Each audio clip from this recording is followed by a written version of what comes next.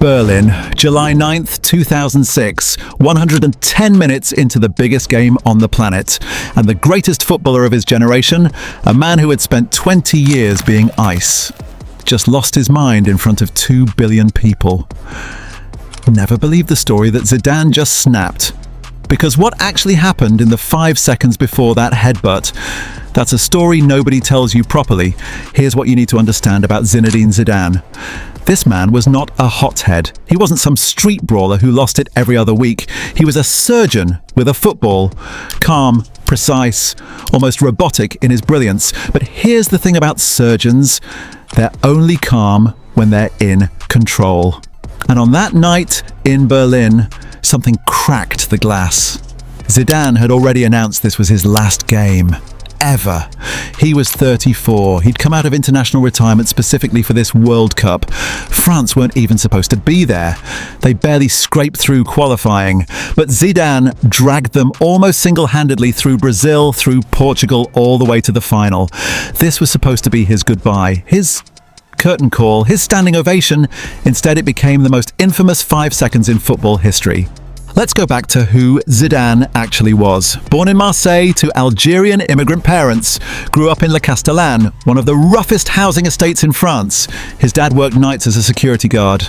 His mum raised 5 kids in a flat that barely had room to breathe. Football was his way out, and he took it with both hands. By 2006, he had won everything. World Cup in '98, Euros in 2000, 3 Champions Leagues, 3 Ballon d'Ors. He played for Real Madrid, the biggest club on earth. And they paid a world record fee just to have him. He was, by almost any measure, the best player alive. And he was done. Finished. Walking away on his own terms. But here's the thing about Zidane that people forget. He had a fuse. Earlier in his career, he'd been sent off for stamping on a Saudi player in 1998. He'd headbutted a Hamburg player in 2000. He'd been suspended for violent conduct more than once.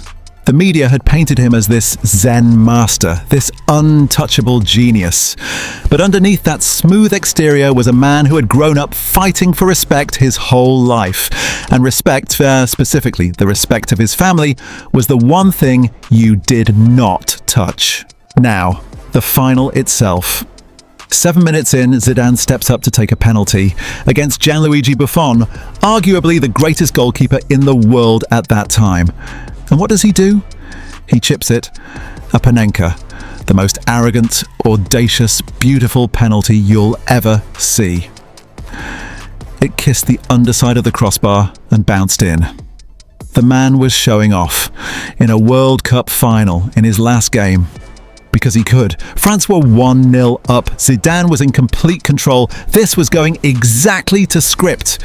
Then Materazzi equalised with a header just before half-time, 1-1. The game went to extra time, 90 minutes became 100, 100 became 110.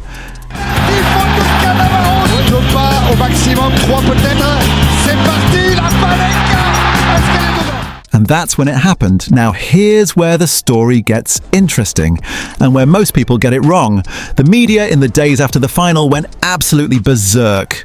Newspapers claimed Materazzi had used racist abuse, called Zidane a dirty terrorist, insulted his mother. All of it was false. Materazzi actually sued several newspapers and won. The Daily Mail, The Sun, The Daily Star, all had to apologise because none of it was true. So what actually happened? According to Materazzi himself, it went like this. During extra time, there had been a few physical clashes between the two of them. Materazzi had grabbed Zidane's shirt and trying to stop him from jumping for a header. He apologised. Twice. The third time it happened, Zidane turned to him and said, and this is almost poetic, "If you want my shirt, I'll give it to you after the game." It was a taunt, a little dig.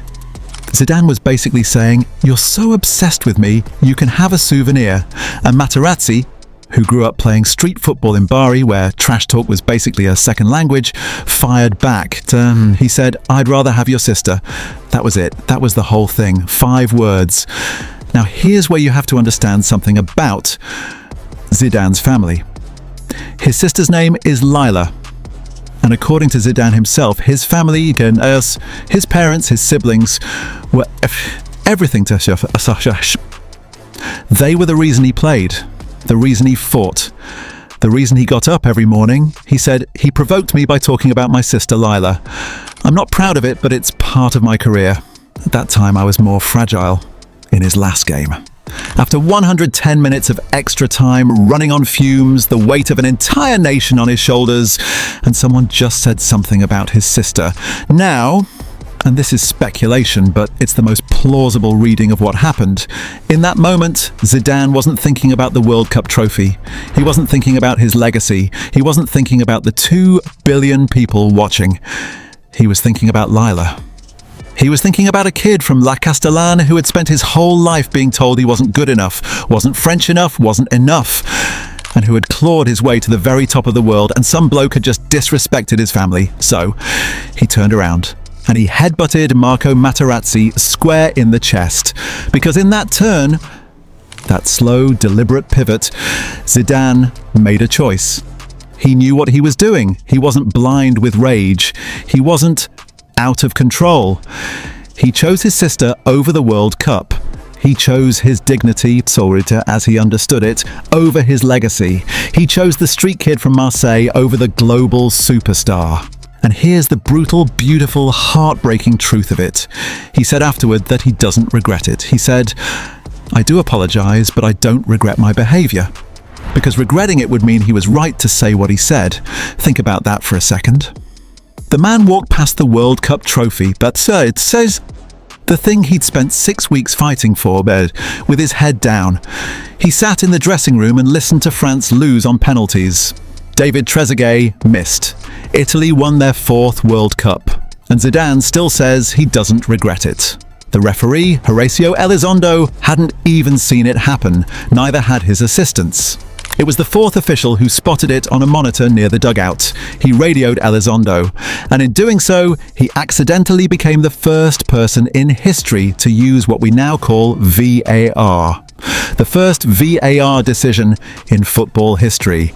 And it ended Zinedine Zidane's career. Elizondo walked over, pulled out the red card, and Zidane, the greatest player of his generation, walked off the pitch for the last time, past the World Cup trophy, past his teammates, past everything he'd worked for, head down alone.